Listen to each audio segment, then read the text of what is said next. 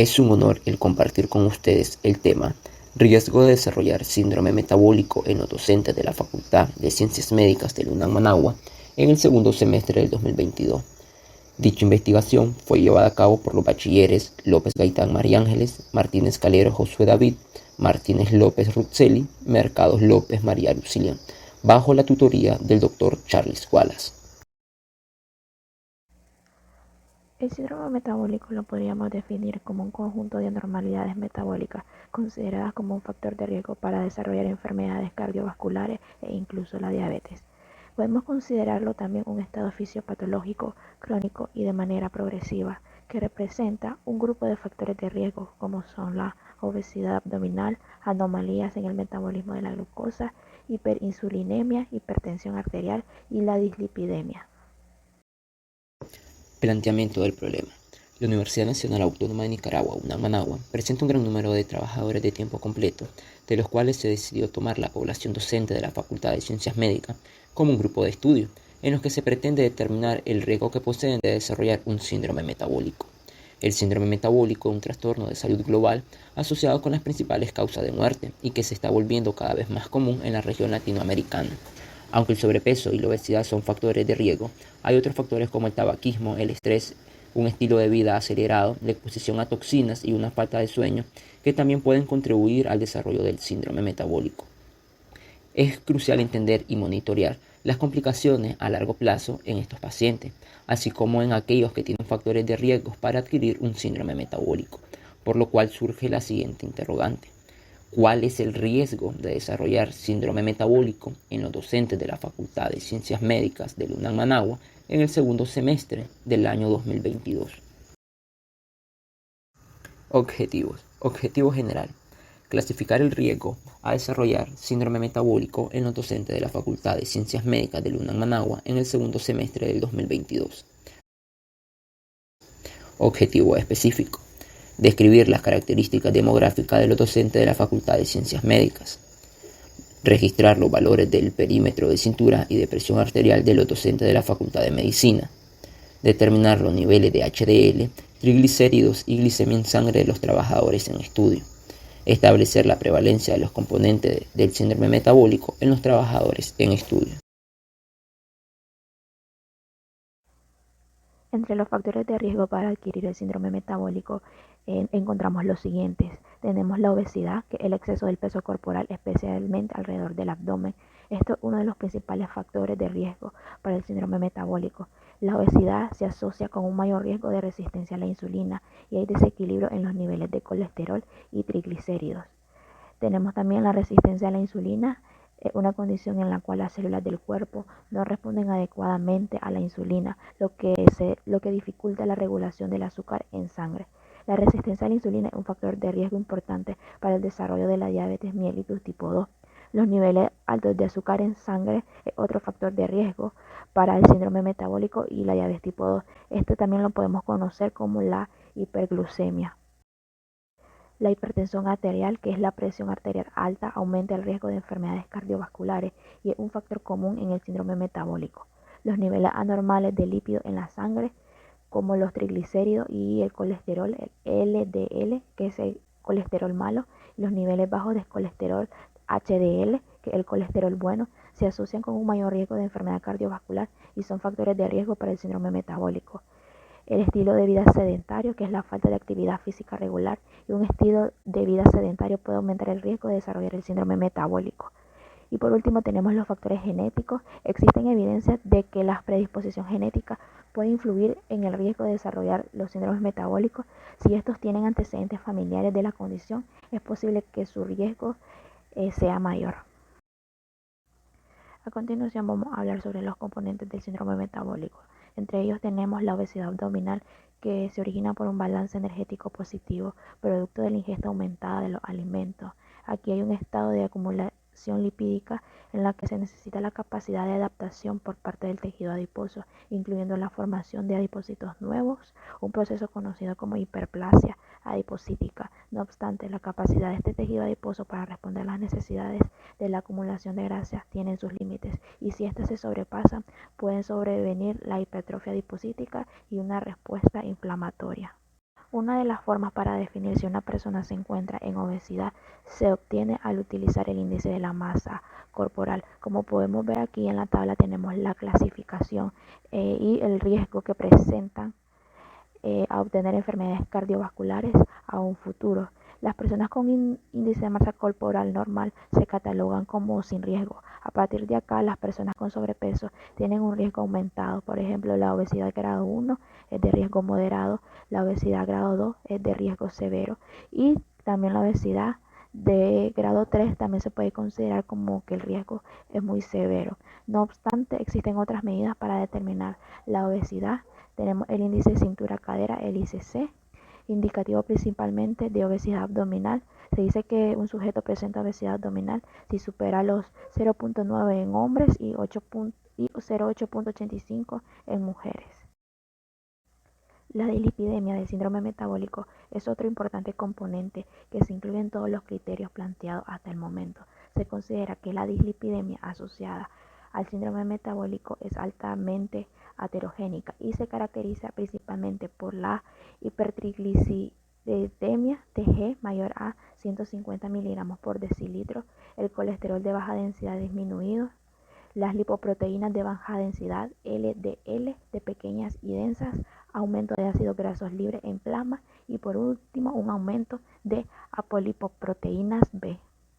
Las dos primeras alteraciones se evalúan de rutina en la práctica clínica, pero las otras no tanto y algunas no se incluyen en los criterios de las diferentes organizaciones, pero algunos estudios demuestran su relación con el síndrome metabólico. Triglicéridos altos. Los triglicéridos son lípidos sencillos que se obtienen a partir de los ácidos grasos de forma endógena y exógena. Son conocidos también como triacilgliceroles, grasas o grasas neutras. Funcionan como una forma de almacenamiento de energía a largo plazo en el cuerpo humano. En la normolipidemia se mantienen los siguientes procesos fisiológicos. Las concentraciones plasmáticas de los triglicéridos son el resultado de un equilibrio entre la tasa relativa de producción y el aclaramiento fraccional de las lipoproteínas líquidas en triglicéridos, en los que se transportan los triglicéridos y a su vez los triglicéridos pueden eliminarse, hidrolizarse, por lo que sus concentraciones plasmáticas también dependen del tamaño y la composición circulante. La hipertrigliceridemia puede surgir ante las siguientes situaciones. 1. Una producción anormalmente alta sin un aumento compensatorio adecuado en el aclaramiento. 2. Un aclaramiento gravemente deteriorado con una tasa de producción relativamente normal. Y 3. Un aumento de la producción y reducción del aclaramiento al mismo tiempo.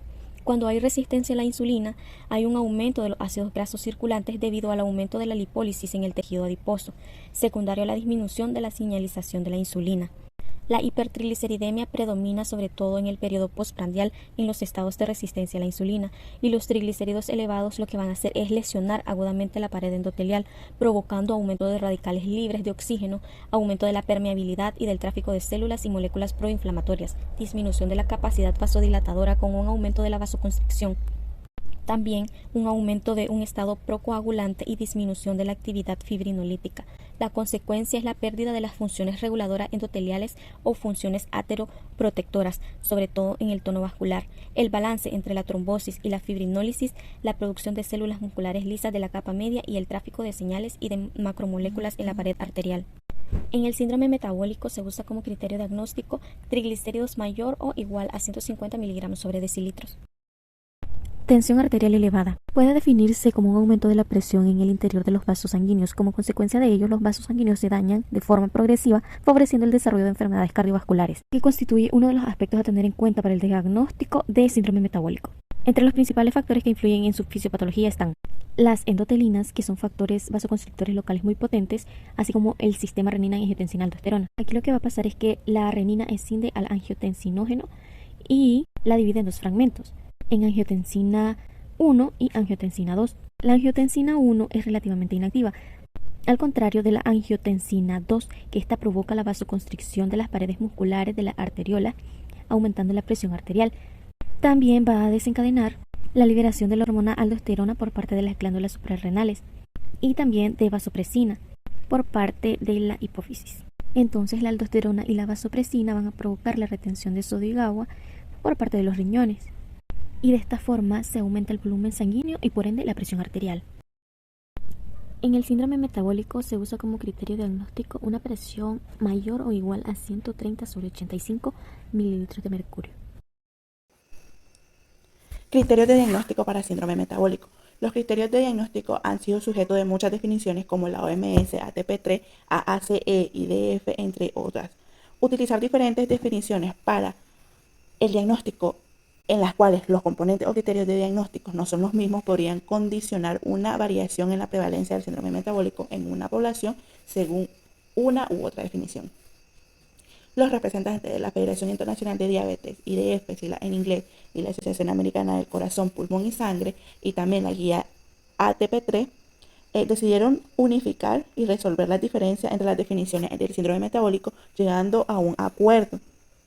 Esta unificación fue publicada bajo el título Armonización del síndrome metabólico en la revista Circulación, en su edición donde se consideró el perímetro abdominal como uno o más de los componentes del diagnóstico del síndrome metabólico. El diagnóstico del síndrome metabólico, según la unificación de criterios, encontramos los mismos componentes, tanto la Organización de Armonización del Síndrome Metabólico como en el ALAT. En la obesidad abdominal, el perímetro de cintura es mayor o igual a 94 centímetros en hombres y en mujeres mayor o igual a 88 centímetros. El triglicérido alto lo encontramos mayor a 150 miligramos por decilitro, el HDL menor a 40 miligramos por decilitro en hombres y en mujeres menor a 50. En la presión arterial encontramos la presión arterial sistólica mayor o igual a 130 milímetros de mercurio y la diastólica mayor o igual a 85 milímetros de mercurio. En las alteraciones de la regulación de la glucosa, la glicemia en ayuna mayor o igual a 100 miligramos por decilitro y glicemia anormal en la intolerancia a la glucosa. En lo que es la organización de armonización del síndrome metabólico, el diagnóstico se basa de 3 de los 5 componentes propuestos y en el ALAD la obesidad abdominal más 2 de los 4 restantes. Diseño metodológico. Conjunto de métodos que se utilizan para recolectar y analizar las variables medibles que se especifican en un problema de investigación. El diseño metodológico está conformado por una serie de ítems, entre los cuales lo integra el área de estudio. La investigación se desarrolla en el área de estudio de la Facultad de Ciencias Médicas de la Universidad Nacional Autónoma de Nicaragua, UNAM Managua. El tipo de estudio es de tipo prospectivo de corte transversal, ya que los estudios prospectivos inician sus análisis antes de los hechos estudiados y los datos se recopilan conforme se desarrollan los sucesos investigados. Asimismo, es de tipo transversal debido a que examina la relación entre una enfermedad y una serie de variables en una población y tiempo determinado. La población de estudio está constituida por el cuerpo docente de la Facultad de Ciencias Médicas de la UNAM Managua, contando con un universo finito de 40 trabajadores. Tamaño de la muestra y tipo de muestreo. El tipo de la muestra será no probabilístico, específicamente por conveniencia, por lo cual no se hará cálculo de la muestra, sino que se tomará el total del universo, siempre y cuando cumpla con los criterios de inclusión establecidos. Criterios de inclusión. Ser trabajador activo de los distintos departamentos docentes de la Facultad de Ciencias Médicas de la UNAM Managua. Participar voluntariamente en el estudio realizados. Criterios de exclusión. Mujeres que laboran en esta institución que estén embarazadas en el periodo del estudio, debido a que el embarazo genera cambios fisiológicos que pueden verse reflejados y generar alteraciones en los análisis sanguíneos. Trabajadores que se encuentren de subsidio en el periodo del estudio, ya que no cumplen el criterio de encontrarse de forma activa en la Facultad de Ciencias Médicas de la UNAM Managua. Trabajadores mayores de 65 años, ya que estos suelen estar asociados a otras patologías o ya tener predisposición a las complicaciones desarrolladas por consecuencia de síndromes metabólicos. Trabajadores que complementaron la entrevista pero no se practicaron los exámenes de laboratorio. Requerimientos para realizar el control y estadificaciones de las alteraciones que llegan a presentar cada uno de ellos. Listado de variables. Objetivo 1. Describir las características demográficas del personal administrativo, las cuales estarán conformadas por la edad, sexo, ocupación, estado civil y alimentación. Objetivo 2. Registrar los valores del perímetro de cintura y de presión arterial en los docentes de la Facultad de Medicina, los cuales va a estar constituido por el perímetro de cintura y los valores de presión arterial. Objetivo 3. Identificar los factores de riesgo asociados al síndrome metabólico en la población de estudio. Riesgo como los niveles de triglicéridos y los valores de glicemia del paciente. Objetivo 4. Establecer la prevalencia de los componentes del síndrome metabólico en los trabajadores de estudio. Componentes como obesidad abdominal, HDL bajo, triglicéridos elevados, tensión arterial elevada y glicemia alterada. Matriz de operacionalización de variables. Tenemos como objetivo número 1 describir las características demográficas de los docentes de la Facultad de Ciencias Médicas. Tenemos como variable primeramente la edad, que en definición operativa es el tiempo en que se vive una persona desde que nace hasta la actualidad. El indicador son los años, los valores o escalas son de joven, de 20 a 29, adulto de 30 a 59 y adulto mayor de 60 a 65 años. Tenemos el sexo, que en definición operativa tenemos las características biológicas y fisiológicas que definen a hombres y mujeres. Como valores o escalas tenemos hombre y mujer.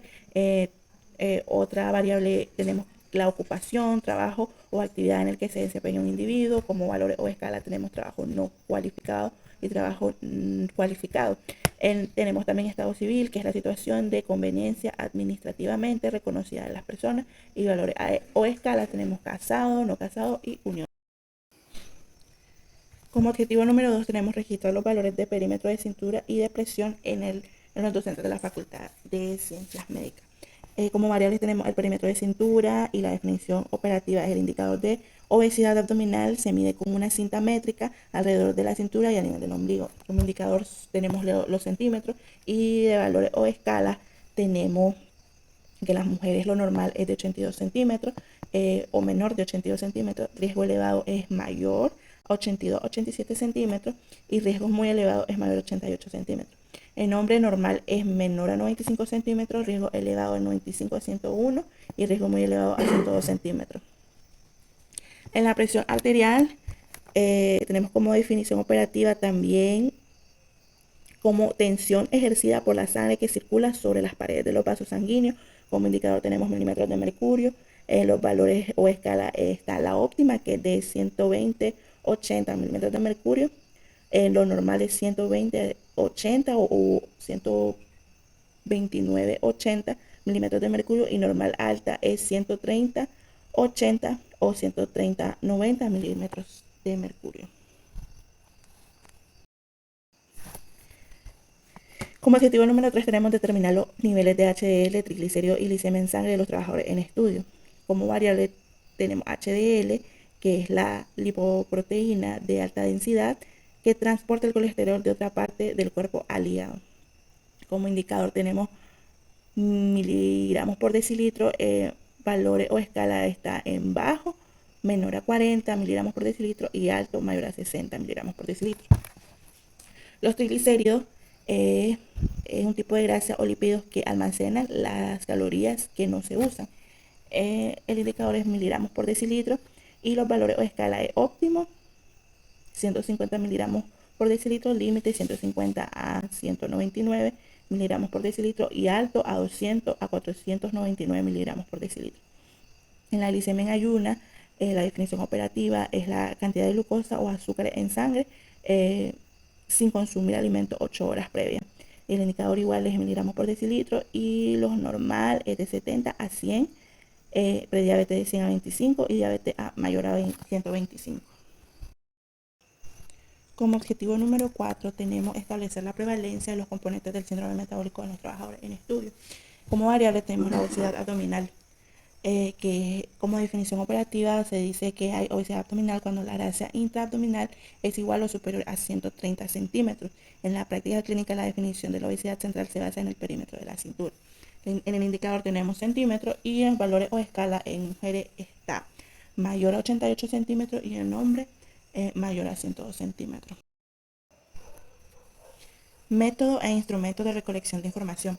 Primeramente se realiza una entrevista de preguntas abiertas y cerradas que permitirá la recolección de datos básicos del participante que serán anotados en la ficha de recolección de la información. Posteriormente será medición de la presión arterial y del perímetro de cintura del mismo, así como toma de muestra sanguínea en ayunas para su posterior análisis de laboratorio y con los resultados obtenidos completar los acapites del formulario correspondiente. En el plan de análisis de datos, los datos se procesarán de acuerdo con el formulario de recolección de datos y extracción de la variable en estudio de los exámenes realizados. El análisis de la información se realizará de forma descriptiva que incluirá medidas de tendencia central y gráfica de pastel para variables cuantitativas. Para ello se utilizará el programa de Microsoft Office Excel 2016. Los resultados y las tablas de salida para las diferentes variables, así como el cruce necesario de las mismas, serán analizados por los investigadores para luego proceder a la elaboración del informe final. Control de sesgo. En el estudio en el desarrollo, el principal sesgo de información a considerar son los errores de medición. Por tal motivo, se asignará a un investigador para la toma de presión, uno para la medición del perímetro de cintura y otro para la toma de muestra. De tal manera se asegurará una misma y adecuada técnica de cada caso. Además, se verificará que los trabajadores estén en ayunas al momento de tomar la muestra sanguínea para evitar resultados de laboratorio alterados. Aspecto ético. Al momento de la entrevista se le explicará a cada paciente el porqué y el para qué del estudio, así como la importancia de la participación de cada uno de ellos. Y se les dirá y se les pedirá su consentimiento mismo, que será firmado para salvaguardar la dignidad humana, confidencialidad y el sigilo profesional para aquellos que confiarán en nuestro estudio.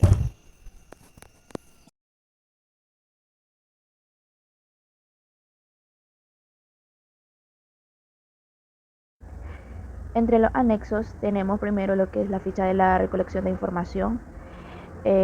Como podemos notar aquí, tenemos lo que son los datos generales como el nombre, la edad, el sexo, el estado civil, si es soltero, casado, de unión libre. Entre los datos clínicos consideramos lo más importante: el peso, la talla, el perímetro abdominal, el perímetro de cadera, los triglicéridos plasmáticos, la presión arterial, la glicemia.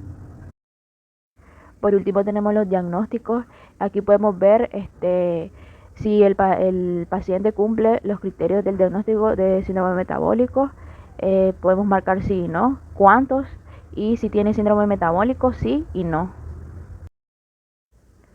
Con respecto al consentimiento informado, se le comunicó a los participantes lo siguiente: si había riesgo de participar en la investigación, lo cual no existía ninguno; los beneficios en participar en la investigación que pretendemos, además de contribuir al conocimiento de esta enfermedad, determinar los riesgos de desarrollo de los síndromes metabólicos en el personal docente de la Facultad de Ciencias Médicas de la UNAM Managua en el segundo semestre del 2022 y ayudar en la prevención y el tratamiento adecuado de este síndrome. También le hicimos saber los derechos como participantes, que sería que él será informado con claridad antes de obtener el consentimiento informado escrito, tendrá derecho a retirarse del estudio en cualquier momento de tendrá derecho a que se resguarde su privacidad, la información que el investigador obtenga por la entrevista o por el análisis de laboratorio se mantendrá en estricta confidencialidad. Ya siendo comunicado al participante, se le hace firmar lo siguiente. Aquí podemos ver que el participante tiene que escribir su nombre, porque ya ha sido informado detalladamente y de manera escrita sobre los pronósticos, alcance, beneficios y riesgo de la participación en el estudio de manera voluntaria. El participante da su autorización para que participe en el estudio. Firmo a los días que se realizó la entrevista y el consentimiento informado, en los días del mes del año tal. Aquí se pone la firma del participante, la firma de un testigo y la firma del autor del trabajo. En la sección de anexos es importante también presentar lo que es el cronograma de actividades. Se puede observar que tomamos los meses de mayo y junio para la realización de este trabajo, en los cuales se dividieron en semanas. En la izquierda podemos ver las actividades y con una X están marcadas las semanas en las que se realizó dicho trabajo. Para la realización de esta investigación se realizó un presupuesto con precios estimados sobre los materiales a utilizar. En el cuadro podemos observar los precios unitarios de cada uno de ellos, la cantidad y el total aproximado.